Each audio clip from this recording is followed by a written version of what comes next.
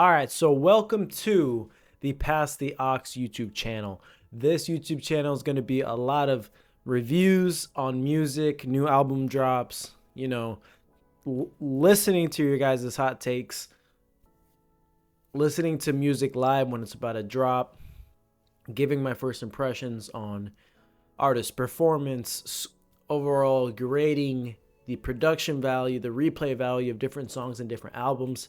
They can be up and coming ones or some from the past. It really depends, but we're gonna do all things music here. Maybe even some aux battles in the future to kind of live up to the name a little bit, but right now it's just me.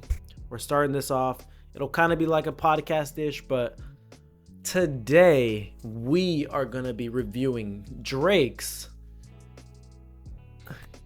After letting it sit for a little bit, we're gonna be looking at DRAKES diss track and really giving it a final score after letting it marinate a little bit, kind of going over it and really letting it sit in before we give it a score. I know a lot of people have done a review on it.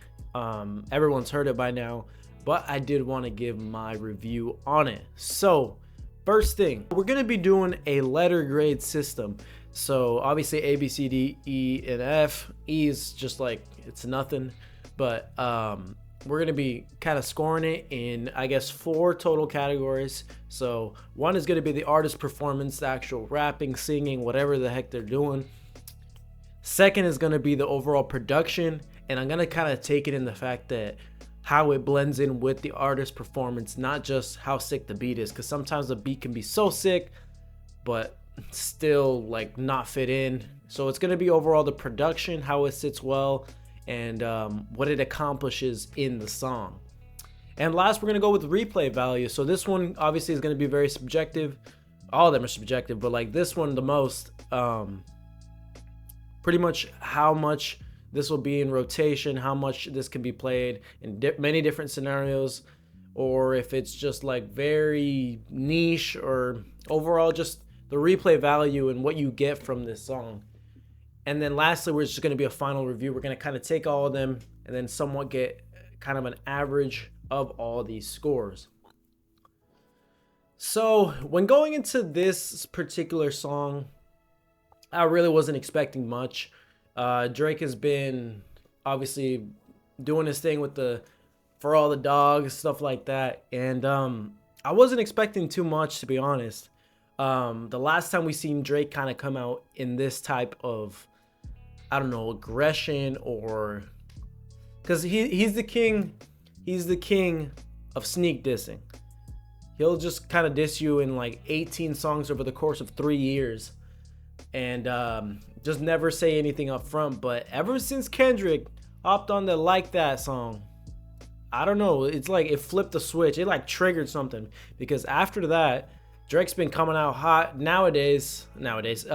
Recently, he dropped that one song with the AI Tupac and then the AI Snoop Dogg.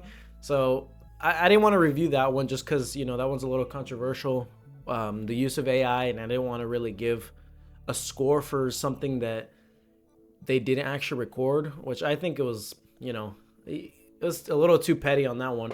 But with this one, where it's actually him kind of, playing as this Thanos v Avengers 20 versus 1, as he says in one of the verses. I guess this whole thing is a verse, but that's exactly what it is. Honestly, this is the entire song. It's just him kind of taking shots at everybody. And it seems like everyone's trying to get in, bro. They're trying to go full Royal Rumble in this bitch and really get involved. But overall, the artist performance was amazing. Actually, amazing. I give it an A. Like, this is not at all what I expected when I clicked on this song, or when it first leaked. I kind of saw the standard, like, trap type of beat from back in the day. I'm like, okay, you better not go, I was really hoping he would go that, What a Time to Be Alive, and If You're Reading This Too Late type of era, back to back, 2015, 16 type of thing. And he did that. And then some. So it was like, I personally thought that the artist performance was the best part of the whole thing, bro. From the bars, from everything, man. Like, so kind of diving into the artist performance, we got to look at the lyrics. This is a diss track. So the lyrics are really what did it for me. Obviously, the flow was pretty good. It's a standard Drake flow, nothing crazy for him. But if we start off in the beginning, the very beginning, he talks about how he cannot be someone's #1 fan, and his first #1, he put it in your hand. So when it came to that, he kind of did go in on, you know, Future, and I guess Rick Ross, in the sense that obviously Rick Ross, all his like #1s, or at least top 10s, are also because of Drake, or his most streamed songs are because of Drake, but it was mainly targeted at Future. And I mean, first of all, I can't believe Future, it took him that long to get a #1.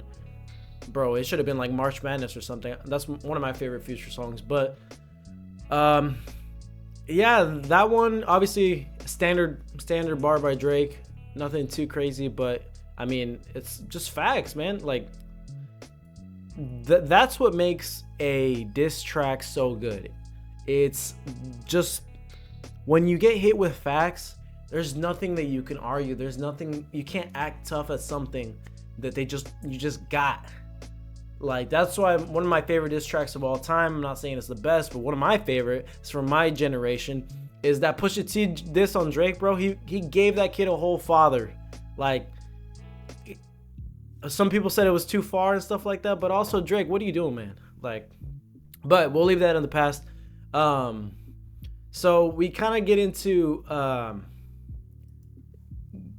jabs at like the idea that Drake, you know, Drake having this deal that he signed, so he's kind of like stuck and he doesn't get all of his masters or whatever it is, because he recently signed like a $500 million deal, if I'm not mistaken. But he's all like kind of bringing in the fact that he just got, so he's kind of going into the fact that all these other artists that are trying to get in on this are really only doing it to make more money, to get more publicity off of Drake, so they can pay back their labels, because, you know, they don't get everything when it comes to their music.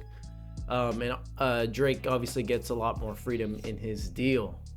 He kind of goes in next into the Maroon 5, Taylor Swift, and all that stuff, and how Kendrick went, you know, mainstream pop and all that stuff, which is kind of like a type of bar in my opinion, just because of the fact that, you know, Drake is not the king of pop. That's Michael Jackson, but like, he's in that scene. He's in that. He's done everything, and he's done it successfully. But like, I don't know. That one wasn't my favorite bar. But if we kind of get into the big three lines, where, you know, obviously J. Cole, man, you should have just stayed out of it. But when you kind of get into the big three conversation, where J. Cole kind of mentioned it, Kendrick kind of clapped back, and then Drake brought it back here when he was talking about you're not in the big three. He talks about SZA, Travis, 21 Savage, and moving on to probably the best bar in this whole song, in my opinion. It's that Prince Michael Jackson bar. So it's always Kendrick Lamar talking about Michael Jackson and Prince. Drake started it off with the first person shooter, when he talks about I'm one away from Michael, and then he kind of goes into the beat it whatever. So when he kind of came in, so Kendrick came in on that Like That remix, and he said your best work is a light pack. Prince outlived Mike Jack, kind of using that same thing against him, saying that he's Prince, and he's still in it, he's still living, and he's gonna stay in the game pretty much longer than Drake will.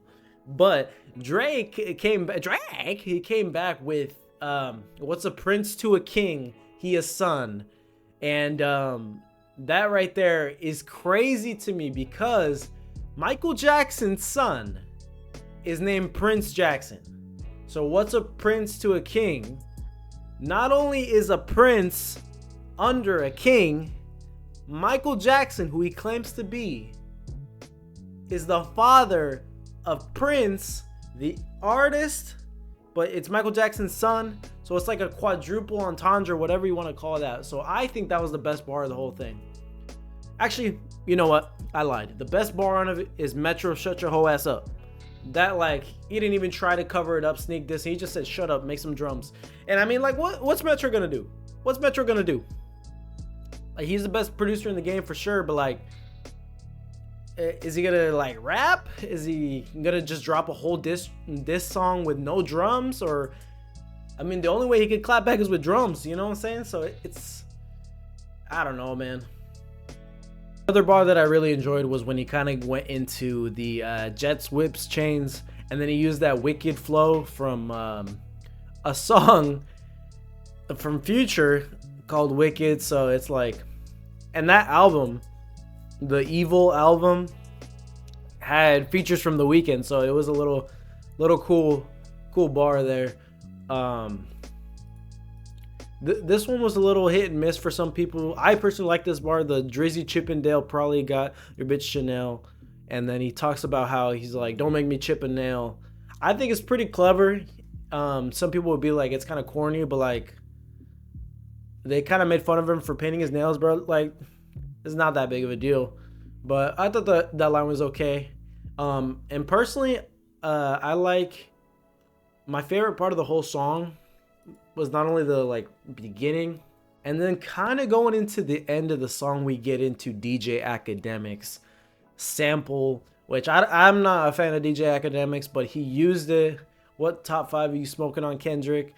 And I'm all like, that was kind of corny, but whatever. It fit in with the song.